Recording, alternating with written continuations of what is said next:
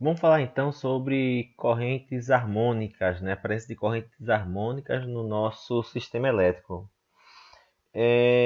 Para aqueles que já tiveram aula de série de Fourier, né? Vocês vão ver agora por que a gente estuda na matemática séries de Fourier. Essa aí é uma forma de onda do nosso sistema elétrico um pouco deformada, porque a gente estava esperando o quê? Uma senoide perfeita. Só que de fato a gente nunca vai encontrar uma senoide perfeita. E quanto mais ela foge de uma senoide perfeita, mais problemas ela ocasiona em nosso sistema elétrico. Mas o que é que são harmônicas?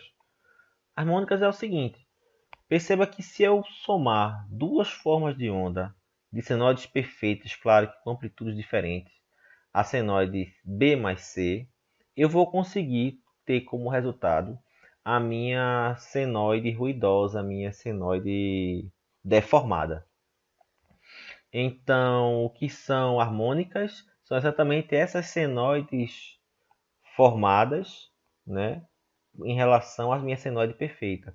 Se a minha forma de onda fosse perfeitamente uma senoide, eu só ia ter a minha forma de onda senoidal principal, a minha senoidal pura. Como a minha forma de onda da minha rede ela tem deformações, é como se eu tivesse uma senoide pura mais algumas outras senoides com amplitudes diferentes que somadas à minha senoide fundamental daria a minha forma de onda principal. Essas são as minhas harmônicas. Quanto mais harmônicas eu tenho, significa que mais deformada a minha forma de onda está. Se você der uma pesquisa rápida no Google sobre harmônicas de tensão e de corrente, você vai ver vários gráficos bem legais, mostrando até uma forma de onda quadrada que você vê quantas harmônicas tem. Mas vamos seguir. Então, existem harmônicas no nosso sistema convencionalmente, né? Se eu tivesse uma situação ideal, como eu já falei, né? Só existir uma harmônica que a gente chama da harmônica fundamental de ordem 1. Mas à medida que eu tenho uma deformação da minha forma de onda fundamental, eu vou ter harmônicas no meu sistema, que são formas de ondas senoidais puras, só que com frequências que vão ser múltiplos de 60 Hz, que é a nossa frequência principal da rede. Por que que tem essas harmônicas? Por que que ocorre essa deformação? Toda carga não linear ela gera corrente harmônica. Então eu tenho uma fonte chaveada. O que é fonte chaveada? Meu estabilizador é uma fonte chaveada. Meu carregador do celular é uma fontezinha chaveada.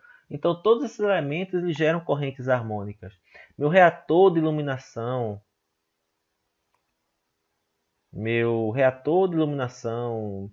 no break, inversor de frequência, todos esses componentes são componentes que de fato é usual em nossas instalações elétricas.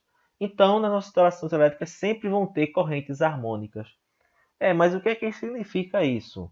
Veja só, as correntes harmônicas elas provocam sobreaquecimento no condutor, elas provocam sobreaquecimento no condutor neutro, sobreaquecimento nos transformadores, disparo nos dispositivos de proteção, nossos disjuntores podem estar desarmando, vibrações nas nossas máquinas, aumento da queda de tensão e redução do fator de potência. Não tem coisa boa a presença de harmônicas no nosso sistema. E por conta disso, nós temos que nos preocupar, porque o dimensionamento dos nossos condutores pode ficar subdimensionados por conta de harmônicas. Perceba o sobreaquecimento do condutor neutro. Por quê? Porque a corrente no neutro começa a ser maior do que o somatório das correntes das fases. Vamos falar sobre a corrente no neutro mais na frente. Mas entenda que a presença de harmônicas ela é uma coisa que vai afetar o nosso dimensionamento, o nosso sistema elétrico. E aí, por que que ocasiona isso? Porque você faz um cálculo da nossa corrente de carga baseado numa forma de onda perfeita. Então você calculou uma corrente de carga baseado numa corrente, numa senoidal da fundamental. Como você calcula a corrente e você de repente vai lá medir a corrente do seu quadro elétrico e vê uma corrente superior ao que você calculou e você não entende por quê, é porque existem as harmônicas de corrente que estão implícitas em nosso sistema que você não considerou no seu cálculo ou não está entendendo, visualizando que elas estão implícitas na sua medição. Então, naturalmente, a corrente de carga vai ter um valor maior porque as nossas harmônicas estão no nosso sistema. São condições que nós temos, as correntes harmônicas são sempre complexas para dimensionamento de condutor e cabe ser bem estudadas sobre isso. Não vamos falar muito sobre harmônicas, mas cabe uma leitura para aprofundamento dela, porque você começa a aprender, quando você estuda sobre ela, você começa a aprender sobre elementos que podem ser feitos para reduzir esses efeitos. E uma leitura bem legal você encontra no site da ABCobre, que são textos que tinham do Procobre.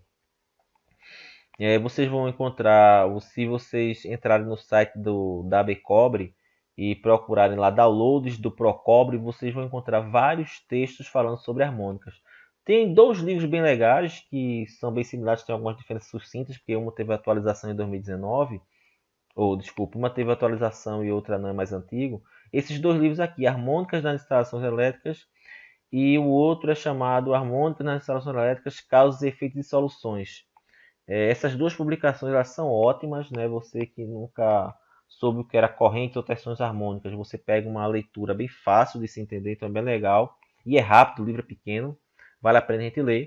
E se quiser saber mais sobre harmônicas, até no próprio site do Procobre, você pesquisa lá sobre harmônicas no conteúdo que ele tem, nas publicações que ele tem, e você vai ver vários trabalhos falando sobre harmônicas de tensões, harmônicas em motores, como você reduzir os efeitos harmônicos, qual o impacto que as harmônicas fazem nos seus condutores, enfim. É uma leitura rica e eu recomendo para vocês. Enfim, nós terminamos o primeiro critério para dimensionamento da ação métrica de condutores, capacidade de condução de corrente. Agora vamos falar sobre o critério dos limites de queda de tensão.